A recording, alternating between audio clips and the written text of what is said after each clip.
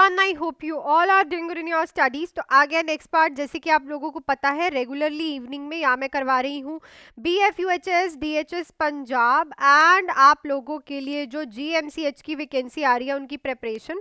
सो अगर आप इन तीनों एग्जाम्स की प्रिपरेशन कर रहे हो, चैनल को लाइक शेयर एंड सब्सक्राइब जरूर कर लेना, बिकॉज ऑलरेडी 140 क्वेश्चन मैं करवा चुकी हूँ। 141th क्वेश्चन आज मैं करवाने जा रही हूँ। एंड जो भी बच्चे बैचेस के लिए बच्चे जुड़ना चाहते हैं, आप लोग इस नंबर पे कॉल या फिर मैसेज करके ज्वाइन कर सकते हो। DHS Punjab, GMCH and DRME BFUHS की जो वैकेंसी आनी है उसके लिए बैचेस। तो 3 बैचेस हैं, 3 मंथ्स, 4 मंथ्स एंड 6 मंथ्स का बैच। अकॉर्डिंग टू यू, आप जो भी बैच ज्वाइन करना चाहते हैं, लाइक यू वांट कि मुझे बस 3 मंथ्स का ही चाहिए, तो आप 3 मंथ्स का, 4 मंथ्स का, 6 मंथ्स का बैच ज्वाइन कर सकते हैं। 3 मंथ्स के बैच की फीस है ओनली 2299, 4 मंथ्स की है 2499 और 6 मंथ्स की है 3199। तीनों में से अगर आप कोई भी बैच ज्वाइन करते हो, बैचेस जो है वो फुल थ्योरी रहेंगे, ठीक है, जो कि बेसिक से स्टार्ट होंगे। साथ ही में इनमें आप लोगों को MCQs की क्लासेस भी मिलेंगी, टेस्ट सीरीज भी मिलेंगी, डाउट क्लासेस भी मिलेंगी। सो काफ़ी कुछ इन्हीं बैचेस में आपको मिलने वाला है। अकॉर्डिंग टू योर मतलब नीड आप कोई भी बैच जो है ज्वाइन कर सकते हो। सो चलो अब मैं चलती हूँ क्वेश्चन पे। क्वेश्चन नंबर 1 देखते हैं। Patient with a deep vein thrombosis is receiving heparin therapy, which laboratory value should the nurse monitor.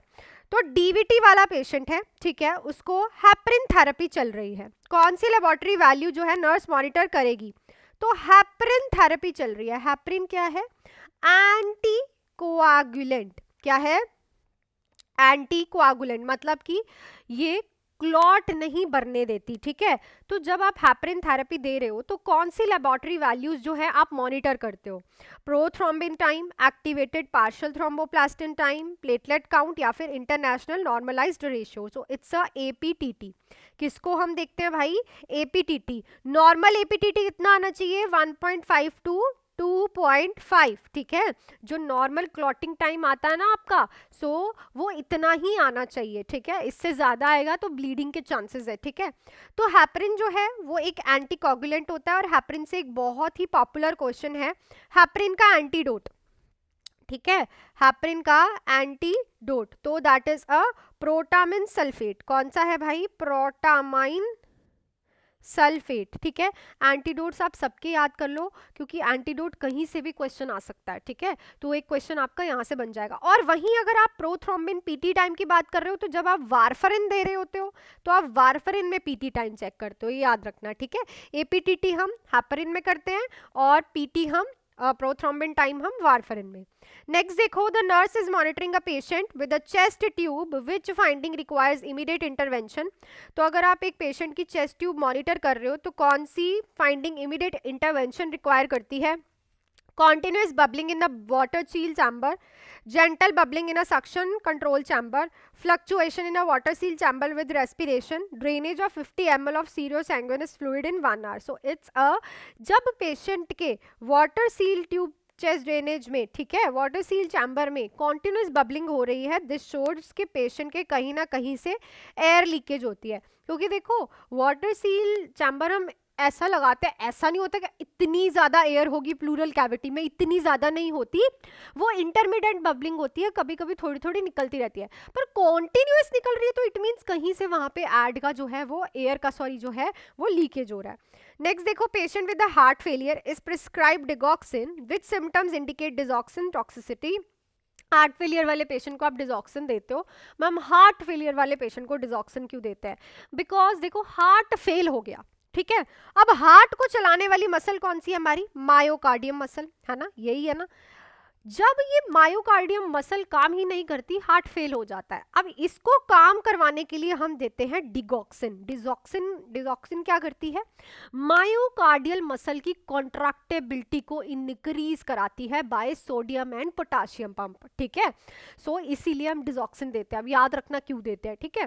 Digoxin toxicity के सिम्टम्स बताओ भाई। Bradycardia, visual disturbance, increase urinary output, hypertension and restlessness, dry skin and constipation. So it's a bradycardia and visual disturbance. अगर आपको directly मैं ये बोलूँ ना कि जो डिजॉक्सिन है सबसे पहले कॉज करती है आपकी जीआई इरिटेबिलिटी। अगर किसी को जीआई इरिटेबिलिटी दिख रही है ना तो डिजॉक्सिन बंद कर दो। सेकंड, अगर किसी को ब्रेडिकार्डिया दिख रहा है तो भी बंद कर दो, तो इट मींस टॉक्सिसिटी हो गई। प्लस किसी को आईज की प्रॉब्लम दिख रही है तो उसको भी डिजॉक्सिन बंद कर दो। Clear. Next, the nurse is caring for a patient with myasthenia gravis who is experience myasthenic crisis, what is a priority nursing action. तो माइस्थेनिया ग्रेविस, आज सुबह ही मैंने वीडियो डाली है, उसमें माइस्थेनिया ग्रेविस मैंने समझाया है, जो मैं एमसीक्यू क्लास लेती हूँ मॉर्निंग वाली। तो पेशेंट को माइस्थेनिया ग्रेविस है, न्यूरोमायो जंक्शन में प्रॉब्लम है, माइस्थेनिया क्राइसिस पेशेंट एक्सपीरियंस कर रहा है। प्रायोरिटी नर्सिंग एक्शन क्या करेंगे? Administer an extra dose of anticholinergic medication, monitor respiratory status and prepare for mechanical ventilator, encourage physical activity to improve muscle strength, offer high protein snacks to increase energy. So it's a monitor respiratory status and prepare for mechanical ventilator. क्यों?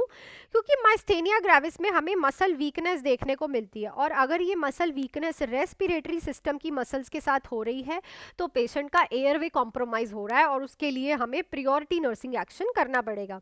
Next, the nurse is teaching a patient with a chronic kidney disease about dietary restriction which food should the nurse avoid. तो CKD वाला patient है, chronic kidney disease वाला, आप उसको dietary instructions बता रहे हो, क्या फूड जो है पेशेंट अवॉइड करेगा? Apple and white rice, grilled chicken and green beans, banana and orange juice, egg white and whole wheat bread. So it's a banana and orange juice. क्यों? Because banana and orange juice high in potassium होता है, और आप लोगों को जैसे कि मैंने क्लासेस में भी करवाया है कि CKD वाले पेशेंट में फिल्टरेशन नहीं होती, CKD वाले पेशेंट में बाहर यूरिन नहीं आ रहा, यूरिन के थ्रू पोटाशियम नहीं निकल रहा, तो पेशेंट की बॉडी में ऑलरेडी पोटाशियम ज़्यादा होता है, आपको और नहीं देना होता। नेक्स्ट देखो, client with a history of hypertension is prescribe enalapril, the nurse should instruct the patient. So enalapril चल रही है पेशेंट को, हाइपरटेंसिव पेशेंट है, आप क्या इंस्ट्रक्शन दोगे? Increase sodium intake to prevent hypotension, avoid potassium rich food, stop taking the medication if a dry cough develop, take the medication on a empty stomach. So potassium rich food avoid करने के लिए हम patient को कहते हैं, जिसका BP बढ़ता है ना उसको एनाप्रिल दी जाती है। एनाप्रिल क्या है? AC inhibitor. क्या है ये? लिख लेना किस में आती है, AC ही इनहिबिटर है ये, ठीक है। नेक्स्ट है, the nurse is preparing to administer morning insulin to a patient with diabetic mellitus, the patient blood glucose is 60 mg/dl, what is a best nursing action? तो डायबिटिक मेलाइटस वाला patient है, उसको सुबह इंसुलिन एडमिनिस्टर कि अब उसका जो blood glucose level है 60 mg/dl आ रहा है, हाइपोग्लाइसीमिक हो गया पेशेंट। बेस्ट नर्सिंग एक्शन क्या करोगे? Administer the insulin as prescribe, give 50 grams of carbohydrates and reach a glucose in 15 minutes, call the health care provider and hold the insulin, increase the insulin dose to prevent the hyperglycaemia. So it's a give 15 gram of carbohydrates and reach a glucose. क्यों? यहाँ पे patient को क्या दिख रहा है हमें? Hypoglycaemia, और उस हाइपोग्लाइसीमिया को ठीक करने के लिए आप डायरेक्टली उसको ग्लूकोज दे दो, उसका जो ग्लूकोज लेवल है वो इंक्रीज हो जाएगा। Next, the patient with TB is placed on a airborne precaution which infection control measure is necessary. तो TB वाले पेशेंट को आपने एयरबॉर्न प्रिकॉशंस पे रखा हुआ है, कौन सा एक्शन नेसेसरी है? सो TB का जो इन्फेक्शन है वो एयरबॉर्न होता है, एयर में फैलता है, ठीक है, एयर से फैलता है। तो क्या करोगे? Standard surgical mask to all the visitor, negative pressure isolation room, contact precautions with double gloving, और prevent wear on N95 mask all the time. तो देखो मास्क लगाने से प्रॉब्लम नहीं है, क्योंकि एयरवे जो है वो ड्रॉपलेट इन्फेक्शन से नहीं फैल रहा, सॉरी जो इन्फेक्शन है वो ड्रॉपलेट इन्फेक्शन से नहीं फैल रहा, इन्फेक्शन जो है वो एयर में ही होता है पेशेंट के रूम की। तो उस एयर को ठीक, उस एयर से जो है इन्फेक्शन ना हो उसके लिए हम नेगेटिव प्रेशर आइसोलेशन रूम्स जो है वो रखते हैं। Next, the patient with the GERD is being educated on a lifestyle changes. The nurse should advise the patient. तो GERD gastroesophageal reflux disease वाला patient है, आप उसे lifestyle changes के बारे में knowledge दे रहे हो, educate कर रहे हो, तो क्या advice करोगे patient को? Eat large meals to prevent acid accumulation.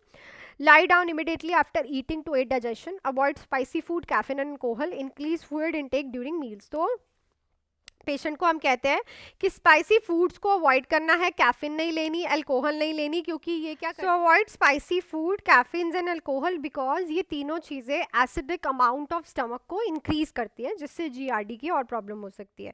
Next question है, the nurse is assessing a patient with the Cushing syndrome, which finding is most characteristics of this disorder. Cushing syndrome वाला patient है, कौन सी finding इस disorder का characteristic है? Moon shape and buffalo hump, hypotensive and weight loss, decrease appetite and fatigue, bradycardia and cold intolerance. तो इस question का आंसर आप लोगों को पता है, कमेंट सेक्शन में आप मुझे लिख के बताओगे। कुशिंग सिंड्रोम वाला पेशेंट है, ठीक है, पेशेंट को क्या है, कुशिंग सिंड्रोम है। जो मैंने आप लोगों से कल क्वेश्चन पूछा था, क्वेश्चन था कि कीमोथेरेपी हो रही है, पेशेंट को स्टोमेटाइटिस है, मतलब म्यूकस मेम्ब्रेन ऑफ माउथ की ड्राइनेस है, इन्फेक्शन है। तो बेस्ट इंटरवेंशन आप पेशेंट के लिए क्या कर सकते हो? देखो, हमेशा पेशेंट को हम क्या बोलते हैं कि वो जो है सॉफ्ट ब्रिसल्स टूथब्रश को ही यूज़ करे। ऐसा क्यों? क्योंकि अगर वो हार्ड ब्रिसल्स को यूज़ करेगा तो वहाँ ब्लीडिंग हो सकती है। अल्कोहल बेस्ड जो माउथ वॉश होते हैं वो और ज़्यादा इन्फेक्शन और ड्राइनेस कॉज करते हैं, ठीक है। Advice eating spicy food, spicy foods हम नहीं देते क्योंकि इन्फेक्शन और इन्फ्लामेशन इंक्रीज करेंगे वो। Aggressive tooth brushing and flossing भी वहाँ पे और ज़्यादा ब्लीडिंग कॉज कर सकती है, तो सॉफ्ट ब्रिसल्स टूथब्रश को ही हम यूज़ करते हैं। So that's it for this video अच्छी लगी तो वीडियो को लाइक शेयर एंड सब्सक्राइब कर देना चैनल को। एंड अगर किसी को भी बैचेस ज्वाइन करने हैं, हाई टाइम है टू डू, ठीक है। 3 बैचेस हैं, 4 मंथ्स का बैच, 3 मंथ्स का बैच। 3 मंथ्स का बैच है 2299 का, 4 मंथ्स का बैच है 2499 का, 6 मंथ्स का बैच है 3199 का। कोई भी बैच DHS पंजाब GMCH के लिए ज्वाइन कर सकते हो। फुल थ्योरी बेसिक से MCQ, test series, doubt classes, everything रहने वाला है। बाकी डिटेल्स के लिए आप इस नंबर पे कॉल या फिर मैसेज करके मेरे से पूछ सकते हो। So all the best, do hard work, make your parents proud. मिलती हूँ कल फिर से इवनिंग में एक न्यू वीडियो के साथ।